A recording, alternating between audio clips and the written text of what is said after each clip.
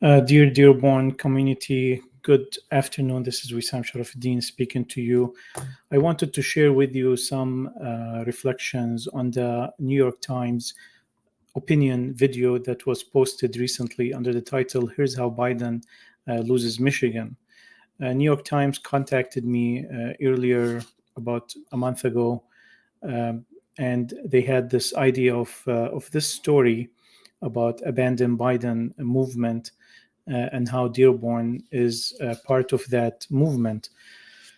And after reflecting to them on this subject, they found that we have a lot of passion, and they were surprised and shocked. The reporter who was speaking to me, his name is Kirk, he was shocked as how much is Dearborn passionate about not voting for Biden. He did not imagine that we feel strongly about this subject. So he felt that this is worth a story in New York Times, and he prepared the story, and the crew was sent here to record interviews and to basically compile the video together. First of all, I was impressed at the amount of effort that was placed to create this few minutes video. This video is less than 5 minutes. We're gonna watch it together, and then I'm gonna say some comments about it. But the amount of recordings they did tens of interviews. Each interview was a few hours long, and like my interview was about an hour and a half long. And out of all that, the clips that you see here is the end result. Very professional, really, very professional storytelling, and very beautifully put together. I think the video speaks for itself, and it's very well done from New York Times. And I love the work. I have few comments that I'd like to say also. There's some also reservations that I have about the video, which I will share with you in a minute. But let's watch part of the video together. I personally voted for Biden in the last election. I voted for Biden, and I encouraged other people to vote for Biden. I have been a lifelong Democrat. A dues-paying member of the Democratic Party. Being a Democrat means you support democratic values, and paramount to that is the value of human life.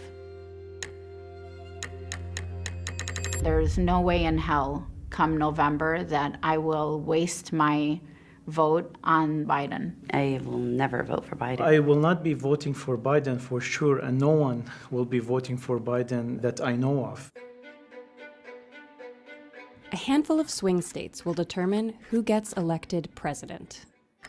Michigan is make or break for Biden. He's in too much trouble in the others. In 2016, Trump won Michigan by 10,000 votes.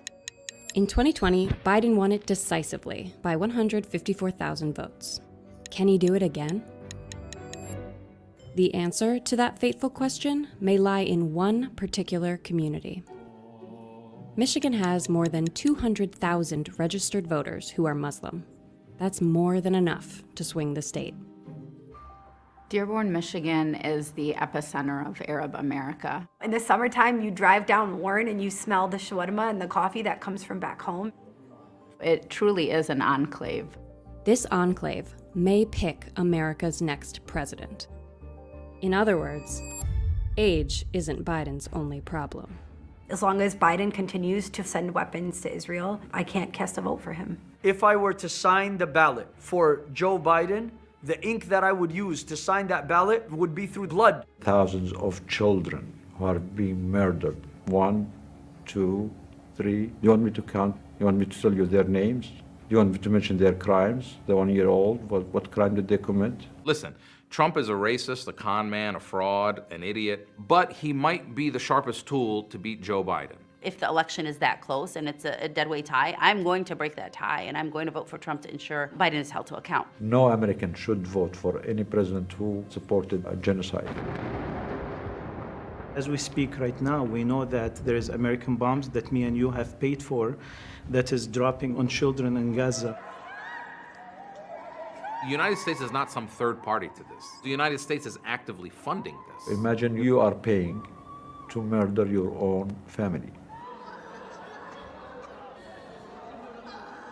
Donald Trump did not do that. Joe Biden did that.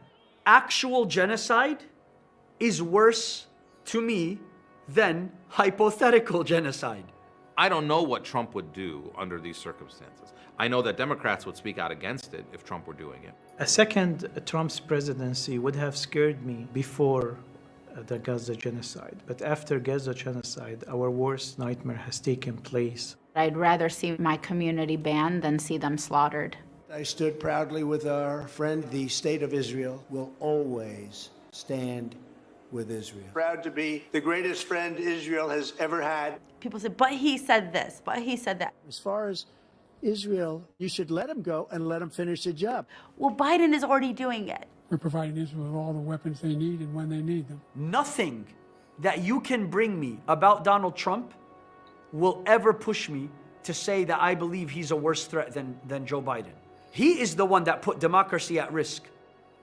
Brothers and sisters, I've been crying for Gaza for the last 8-9 months, but I feel I have to cry for America as well. We need presidents who stand for peace, stand for justice. President that stops supporting ethnic cleansing. We pray for a better future for our country. The political process is a long-term strategy. If he wins, no one will ever listen to us ever again. If he loses, we'll probably have more political power than we've ever had before. The goal is not 2024, the goal is 2028 and beyond. And so, yeah, we might have to swallow the bitter pill of Trump becoming president. I hope the Democratic Party will wake up. If they still think that they're a party of decency, they still have a chance to present a better candidate than Biden.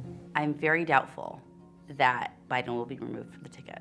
I'll believe it when I see it, and then at that point, I might consider voting for the Democratic nominee. I would love for me to be posed with a dilemma of, wow, Biden called for an arms embargo. Biden is having conversation on how to rebuild Gaza. Do I want to maybe risk losing all this progress we had and put Trump in office? I would love for that dilemma to happen, but it's not.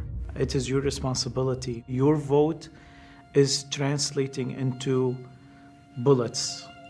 So you cannot ignore that. I haven't changed my policies, my views, free healthcare, student debt elimination.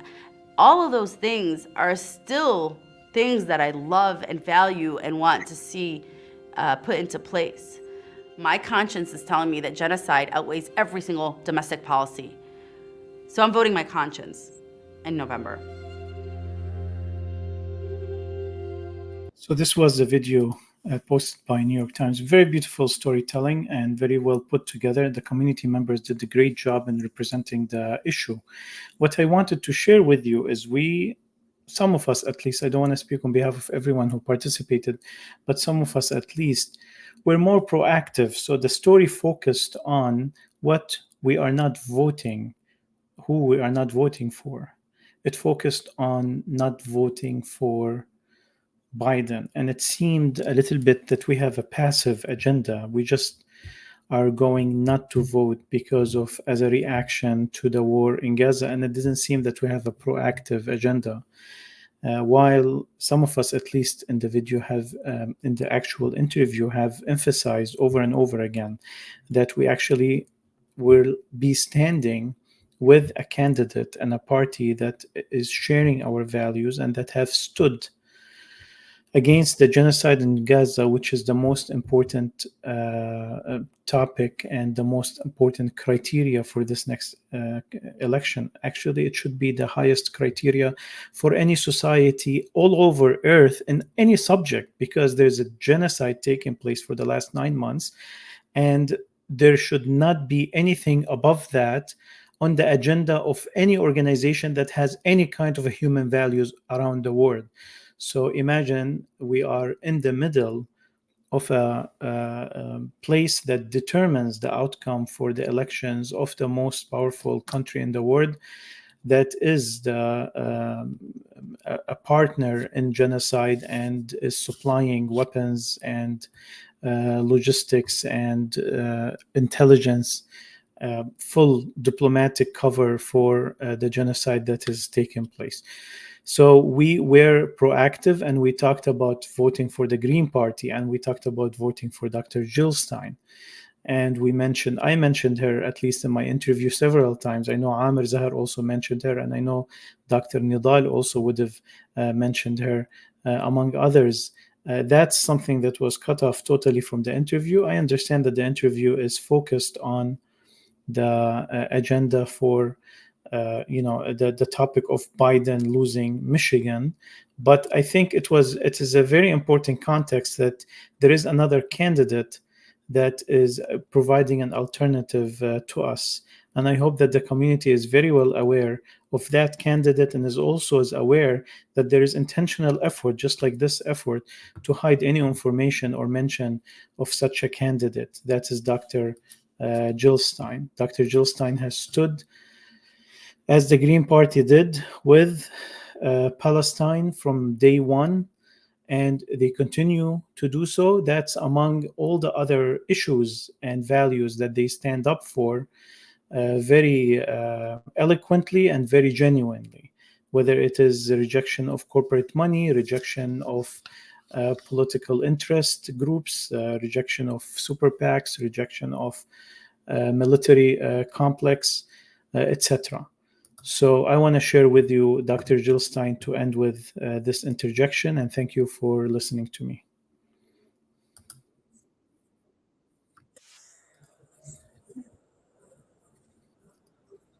Not sure if you can hear. Let me make sure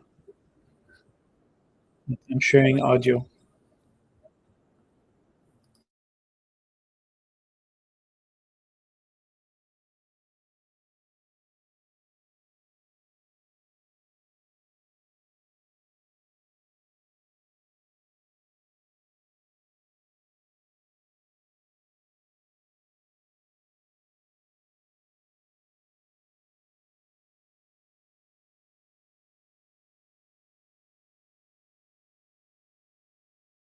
Leg amputations without anesthesia.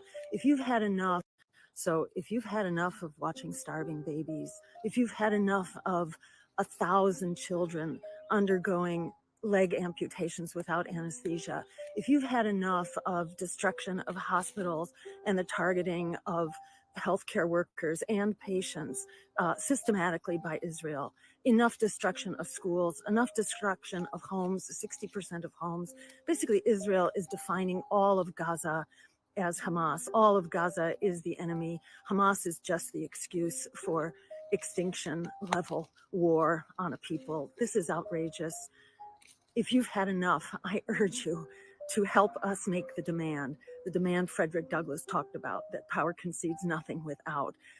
We are the one campaign that is on track to be on the ballot across the country that will end genocide, that will respond to the climate emergency, that will end crushing inequality, that will be a pro-worker campaign. We are the one such campaign on track right now to be on the ballot across the country. What we need in the next 3 months, starting right now, because it's crunch time on ballot access. 3 states, Indiana, Illinois, and New York especially.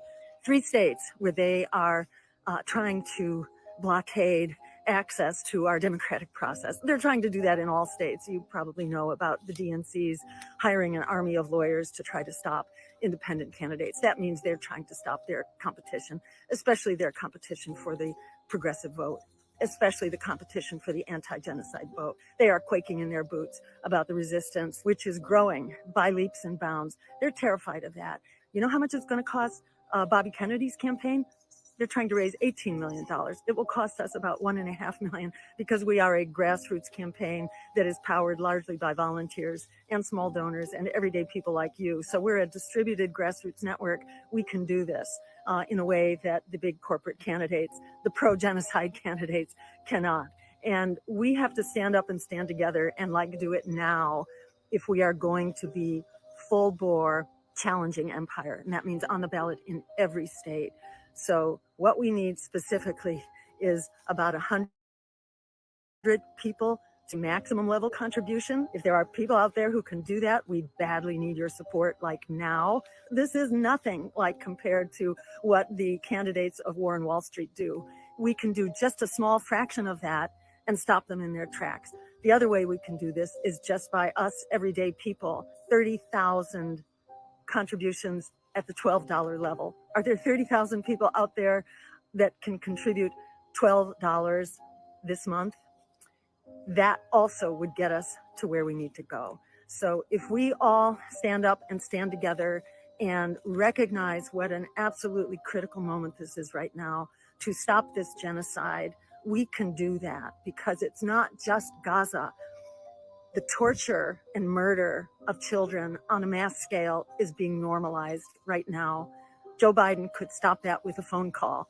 They also have the 6th Fleet sitting there off the coast of Gaza. They could also put up a no-fly zone and stop the missiles from flying. They could set up an embargo to prevent weapons from coming into Israel. We can shut down the weapons that are being funded at our taxpayer expense on our consciences.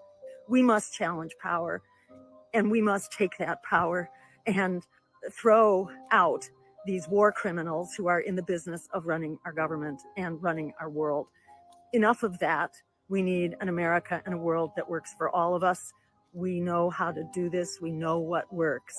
They want us to feel powerless and hopeless. But simply by recognizing the power that we do have, we are the majority. We are a supermajority that wants to bring this outrageous genocide to an end right now. We can do that by standing up and ensuring that we are going to be on the ballot to be a full launch to empire at a time it has never been so urgently needed, and a time that has never been so extremely possible. This is within our reach if we stand up and stand together. You can go to jillstein2024.com and make a contribution there. You can also volunteer to help with these ballot drives. Let's make it happen. Thank you so much.